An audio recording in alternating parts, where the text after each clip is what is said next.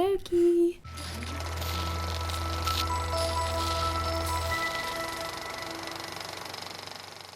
So we're halfway through Loki. We just watched the third episode. Which is crazy. Yeah. Went by very fast. It's flying by. We're going to give our spoiler thoughts. So if you haven't seen the episode, go watch it, come back. Spoilers in 3, 2, 1. What do you think of the episode?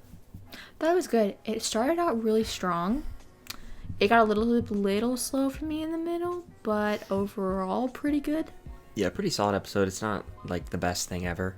I think that it's entertaining, and I think it's a big change of pace compared to the other two, because for the majority of this, it's just Lady Loki, who I'm not going to call her Sophia, it just sounds weird. Lady Loki and Loki, they're on insert planet name here. Yeah, planet, Lamada something. Yeah, I don't know. Latimo 1 or something. Oh, you're right. And Latvia?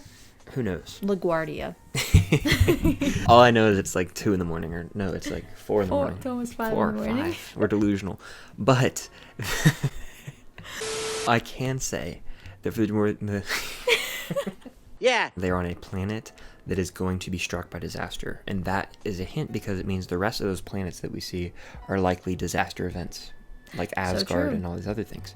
So because of that, we can infer they're going to have to get off this planet. But you've got the little time thing, whatever you want to call it. They're trying to charge that up, a little device that allows them to create those little glass door looking panels to get back to another time zone, or whatever you want to call it.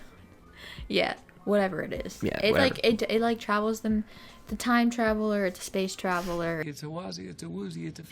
I think it's interesting at the beginning how we see Lady Loki playing mind games on other TVA agents. Yeah, that girl at the beginning. That was crazy. Yeah.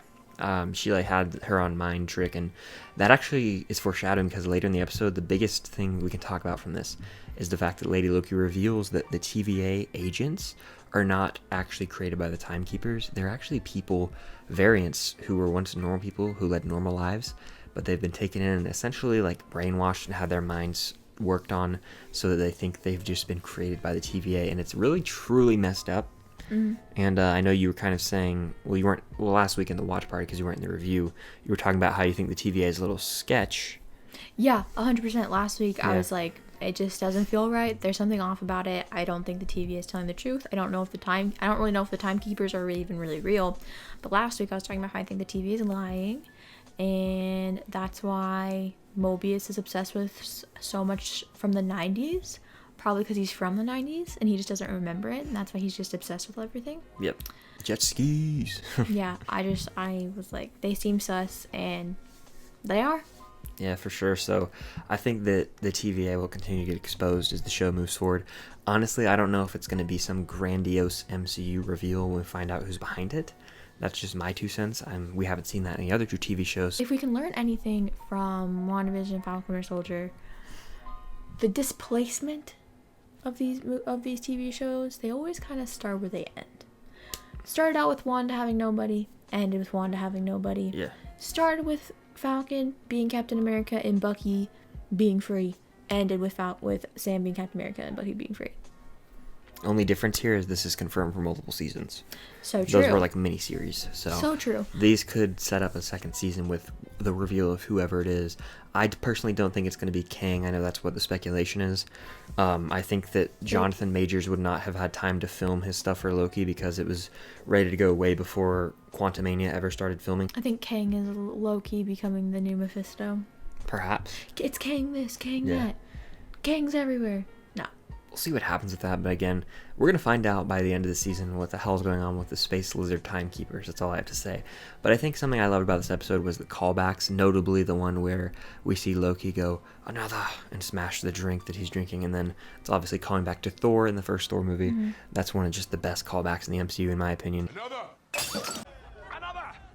And then we get to learn more about Lady Loki and Loki as they have this conversation at a table on a train, and it's really just a great character moment. One of the highlight scenes from this episode, I'd say, is them learning more about each other. And do you think Lady Loki is actually Lady Loki, or do you think it's someone else? I don't know. For right now, I'm going to go with yes, I think she's Lady Loki, but I'm not like holding out hope for it. And I wouldn't be surprised if she's not, because who is telling us that she's a Loki variant? The TVA.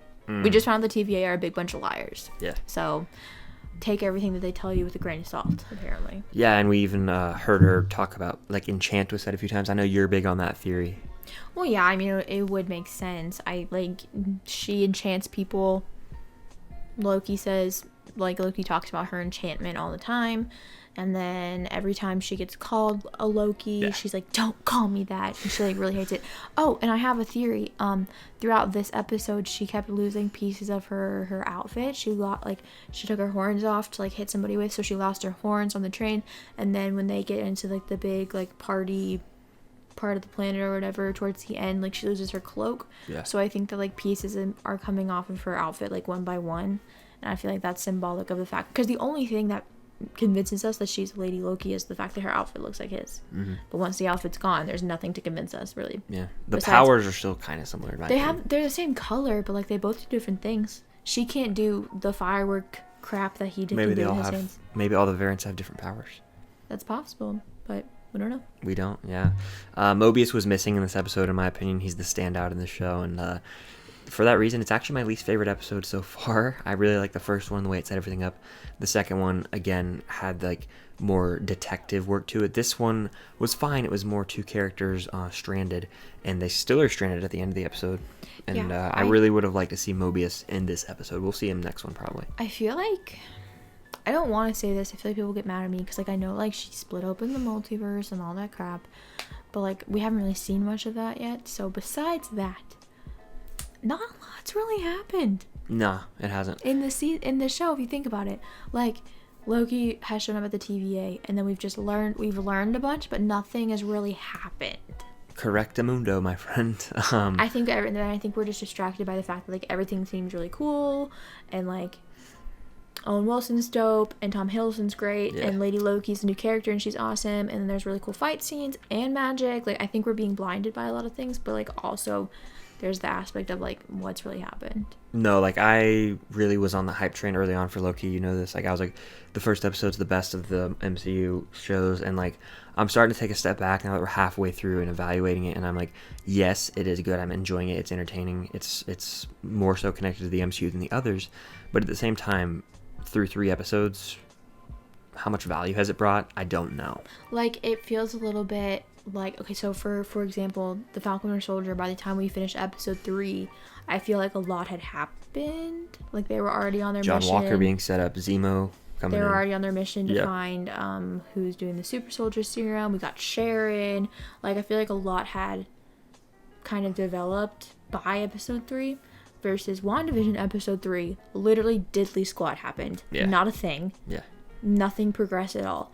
I feel like this is kind of in the middle.